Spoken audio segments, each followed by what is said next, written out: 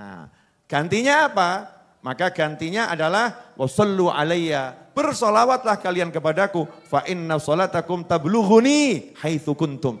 Karena solawat kalian dimanapun berada sampai kepadaku. Di hadis yang lain ditunjukkan kepadaku. Berarti sampai kemudian ditunjukkan. Di hadis yang lain aku jawab. Lengkap, nyampe, ditunjukkan, dijawab. Selesai. Enak atau enggak enak? Enak. Lah kita enggak mau. Syekh Mutawalli Asy-Sya'rawi radhiyallahu anhu. Syekh Muhammad Mutawalli Asy-Sya'rawi. Mufassir yang kita banggakan di dunia keilmuan. Beliau wafat beberapa tahun silam ya. Ini ulama besar ya, ulama besar. Itu kalau hari Jumat anak-anaknya dikumpulkan. Yang cerita anaknya ya, yang cerita anaknya. Kalau hari Jumat anak-anaknya dikumpulkan. Diajak duduk bareng. Diajak apa? Nah, hari Jumat itu Nabi perintahkan kita SAW untuk banyak sholawat pada Nabi Muhammad SAW. Yuk kita duduk, pejamkan mata, ini Syekh Mutawalli Asy-Sya'rawi ya, pejamkan mata, kita hadirkan dalam hati kita ini Nabi Muhammad SAW. Terus kita sholawat pada Rasulullah SAW. Pertanyaan saya, kita mungkin belum pernah gini ya. Anak bojo dikumpul, duduk sebentar, kenapa? Yuk sholawat yuk. Ayo sowan kanjeng Nabi Muhammad SAW.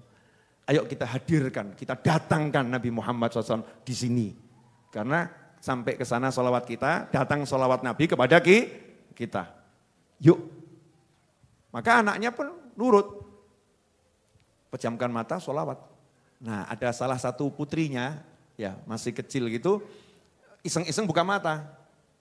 Nah ketika buka mata, melihat ayahnya yang lagi memejamkan mata, saya Muhammad Mutawalli Asy-Sya'rawi lagi memejamkan mata, lidahnya itu terjulur keluar tuh. Seperti menjilati sesuatu. Selesai waktunya sholawat, anaknya nanya, ayah maaf tadi waktu tengah-tengah sholawat saya buka mata. Kok saya lihat ayah jilat-jilat sesuatu. Kata Syekh Mutawalli Asy-Sya'rawi ke anaknya, ya akhirnya ngomong ke anaknya.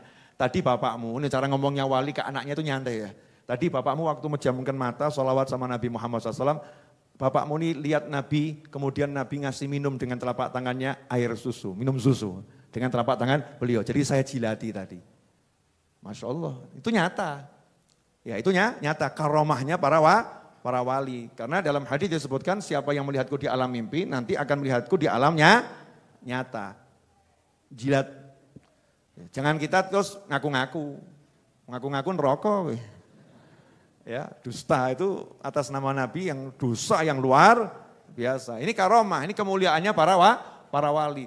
Nah ini yang pengen saya omongkan untuk diri saya sendiri. Ya Allah, ini loh orang tua didik anak, yuk nak duduk yuk laporan ke Nabi Muhammad SAW. Sekarang enggak tambah kok, duduk gitu bareng yuk nak tiktokan. Ada yang gitu ya Bu ya? Banyak itu. Ada yang semacam itu, ini fatal nih. Padahal kita bisa, enggak usah lama-lama gitu, tapi hati mementingkan Nabi gitu ya SAW.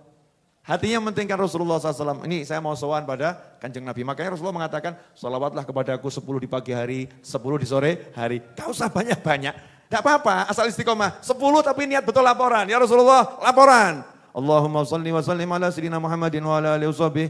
Ya 10 kali gitu ya. Niat sowan kanjeng Nabi Muhammad SAW. Seperti seorang ulama menziarahi Nabi SAW mengucapkan syair, fi halatil bu'di ruhi kuntu ursiluha wa hadhihi ya daulatul asbah qad hadarat famdud yaminak kaituhdha biha syafati. Wahai Nabi SAW, dulu waktu jauh ruh saya yang saya kirim. Yaitu dengan sholawat. Sekarang saya udah di hadapan wahai Nabi Muhammad SAW. Izinkan saya pengen mengecup telapak tanganmu yang mulia. Yang pengen saya garis bawah ini loh, dulu waktu jauh artinya belum sowan di Madinah. Waktu jauh saya kirim salam dengan sholawat dan salam. Sekarang sudah ada di hadapan Nabi Muhammad SAW. Jadi para ulama itu betul-betul kalau sholawat dan salam tuh ya sowan Nabi gitu. Makanya suatu kehormatan buat kita semua diizinkan menyapa Nabi Muhammad SAW dengan kaf khitab, kamu. Ya Nabi salam alaika, ya Rasul salam alaika ya Habib, salam alaika, salawatullah alaika. Kan K semua tuh, K itu artinya kamu. Bukan assalamu ala nabi, enggak, kamu. Nah kalau kamu berarti kita diperintahkan oleh Nabi gimana? Ya jangan jauh-jauh dari saya.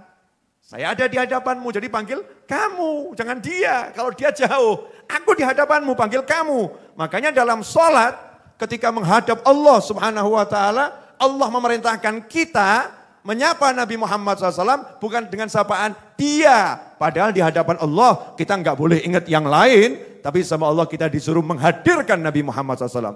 Assalamu alaika ayuhan Nabi wa rahmatullahi wa barakatuh. Sampai di sini jelas? Nah, tambah dikit lagi. Ya hadisnya belum selesai. Saya bacakan semua. Nah ini tadi itu walaupun ada riwayat yang lemah ya. Disebutkan di sini majtama'a qaumun lam thumma tafarraqu an ghairi dzikrillah wa salatin 'alan nabi sallallahu illa qamu an antani min jifah. Atau yalisi dari Jabir radhiyallahu taala anhu. Tidaklah sekelompok orang duduk berkumpul kemudian mereka itu berpisah tanpa bersolawat pada Nabi Muhammad SAW. Jadi duduk, bangun, pergi. Dalam duduknya itu sampai pergi nggak ada solawat pada Nabi Muhammad SAW. Melainkan mereka meninggalkan tempat duduknya, aromanya lebih busuk daripada aroma bangkai hewan. Ngeri atau enggak ngeri itu? Untung hidung kita ini enggak tajam ya. Coba kalau tajam tuh mungkin di jalanan kita mencium bambu batang apa gitu? Batang gitu terus nanti. Hikmatullah ditutup. Tapi kadang-kadang nanti dimunculkan tuh sama Allah Ta'ala. Nah kalau orang yang duduk enggak solawat aromanya busuk, berarti kalau duduk solawat aromanya harum. Makanya kadang-kadang dimunculkan sama Allah Ta'ala tiba-tiba kita di suatu tempat kok aromanya harumnya luar biasa. Padahal enggak ada yang pakai parfum. Itu aroma solawat pada Nabi Muhammad SAW. Nah kalau aroma solawatnya seperti itulah kira-kira aromanya kanjeng Nabi seperti apa SAW?